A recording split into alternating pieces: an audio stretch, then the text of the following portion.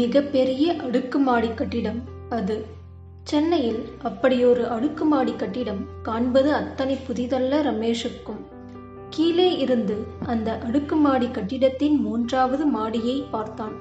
மனதில் சிறிய தடுமாற்றம் இருந்தாலும் ஆண்களுக்கே உரிய தைரியத்துடன் மாடிப்படிகளில் ஏறினான். படிகள் ஏறி 3வது மாடியை அடைந்தவன் அங்கிருந்த 2ஆம் எண் வீட்டின் கதவின் மணியோசை அடிக்க கதவு திறக்கப்பட்டது. கதவினை திறந்து அதன் வாசலில் நின்றிருந்தாள் கவிதா. அவனை பார்த்தவளின் கண்களில் சிறிய ஆச்சரியம் மற்றும் அதிர்ச்சி இரண்டும் இருக்கத்தான் செய்தது. சற்று சுதாரித்துக் கொண்டு அவனை உள்ளே அழைத்தாள் கவிதா. கல்லூரி பருவத்தில் தன் கண்களுக்கு தேவதையாக தெரிந்தவள் இன்று 30 வயதினை எட்டி அதற்கேற்ற அழகுடன் இருந்தாள். வயதின் லேசான சுருக்கங்கள் அவள் முகத்தில் இருக்கத்தான் செய்தன. உள்ளே சென்றவன் எதுவும் பேச இயலாமல் அவள் கூறியபடி அந்த வீட்டின் முகப்பு அறையில் இருந்த இருக்கையில் அமர்ந்தான். அவனை அமர வைத்து விட்டு சமையலறைக்குள் சென்றவள் தனது கைகளால் அவனுக்கு தேயிலை கலந்து எடுத்து வந்தாள்.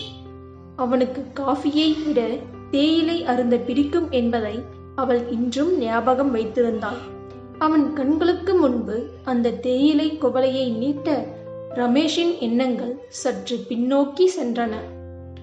அவள் கைகளால் தேயிலை அருந்த வேண்டும் என்பது ஒரு காலத்தில் அவனுடைய மிகப்பெரிய ஆசையாகவே இருந்தது. ஆனால் அது இந்த சந்தர்ப்பத்தில் ஏற்படும் என்பதை அவன் அன்று சிறிதும் எதிர்பார்த்திருக்க மாட்டான். கைகளில் தேயிலை குவளையை வாங்கியவன் அவளை பார்த்து, "உனக்கு ஞாபகம் இருக்கா?" என்று கேட்க அவள் லேசாக புன்னகைத்தாள். அவன் எதிரில் இருந்த இருக்கையில் அமர்ந்தாள் கவிதா.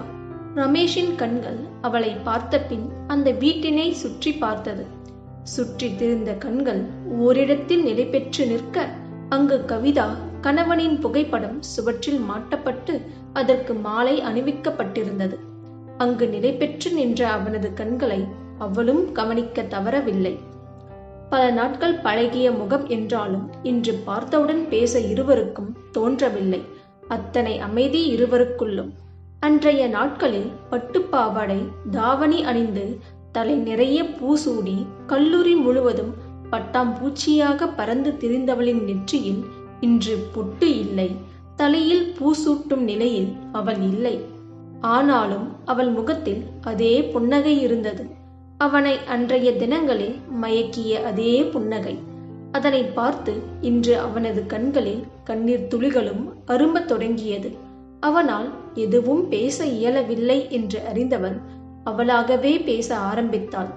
"எப்படி இருக்க ரமேஷ்?" என்று அவள் கேட்க அதற்கு அவன் வாய் திறவாமல் என்று கூறினான். வீட்டில் எல்லாரும் என்று அவள் கேட்க அதற்கும் தலையசைத்தான்.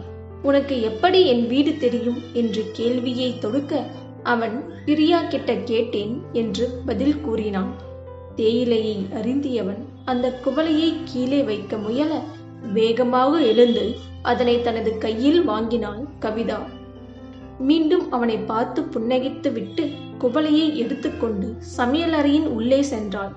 தான் உருகி உருகி காதலித்தவனின் உலகம் இடிந்து போனதை கண்டவனின் மனம் வலியினை உணர்ந்தது. ஏதோ எண்ணியவன் அவள் சென்ற வழி பின்பற்றி சமையலறையின் உள்ளே சென்றான். உள்ளே சமையல் வேலையை சற்று கவனித்துக் கொண்டிருந்தவளின் பின்புறம் இருந்து அவளது கையினை பிடித்து அவன் புறம் மெதுவாக இழுக்க சட்டென அவனது கையினை தட்டிவிட்டு விலகினாள். அவளது கோப பார்வையே அவனிடம் கேள்விகள் கேட்க அதற்கு அவன், "கவிதா, இது ஒன்னும் தப்பு இல்ல. நான் ரமேஷ் கவிதா, உன்னோட ரமேஷ். இப்பவும் அதே ரமேஷ்" என்றான். கவிதா வேகமாக அவனை தள்ளிவிட்டு சமையல் அறையிலிருந்து வெளியே வீட்டின் முகப்பு அறைக்கு வந்தாள். அவள் தன்னை தள்ளிவிட்டு நிகழ்விலிருந்து ரமேஷ் வெளியே வர சில நொடிகள் தேவைப்பட்டது. வெளியே வந்தவனிடம், "ரமேஷ், தயவு செய்து வெளியே போ" என்று கோபத்தின் சாயலோட பேசினாள் கவிதா. சந்தர்ப்ப சூழ்நிலை நம்மளை பிரிச்சிடுச்சு. ஆனா இப்போ நம்ம அன்னைக்கு ஆசைப்பட்ட வாழ்க்கையை வாழ முடியும். இந்த 4 சுவத்துக்குள்ள நம்மளை கேட்க யாரும் இல்லை. ஏன் புரிஞ்சுக்க மாட்ற என்று தனது மனதில் இருந்த அனைத்து வார்த்தைகளையும் கூறி முடிக்க அவளது கோபம் இன்னும் அதிகமானது. வெடித்து சிதறத் தொடங்கினாள்.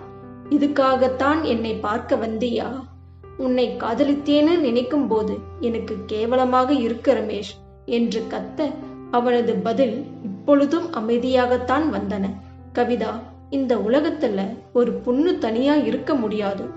என்னால உன்னை பார்த்து கொள்ள முடியும் என்றான். கவிதாவின் கோபம் இப்பொழுது எல்லை மீறின. ரமேஷ், இப்போ இந்த 4 சுவத்துக்குள்ள யாரும் இல்லைன்னு தானே நினைக்கிற? நல்லா சுத்தி பாரு இந்த 4 சுவற்றை. ரமேஷின் கண்கள் சுற்றி பார்த்தன. அவளது பதில் இன்னும் முடியவில்லை.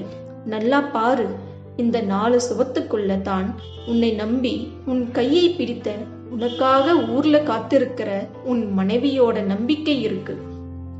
இந்த 4 சுவத்துக்குள்ளத்தான் உன்னை தகப்பனா, உன்னை அவனோட வாழ்க்கை வழிகாட்டியாக நினைக்கிற உன் குழந்தை உன் மேல வச்சிருக்கிற மரியாதை இருக்கு.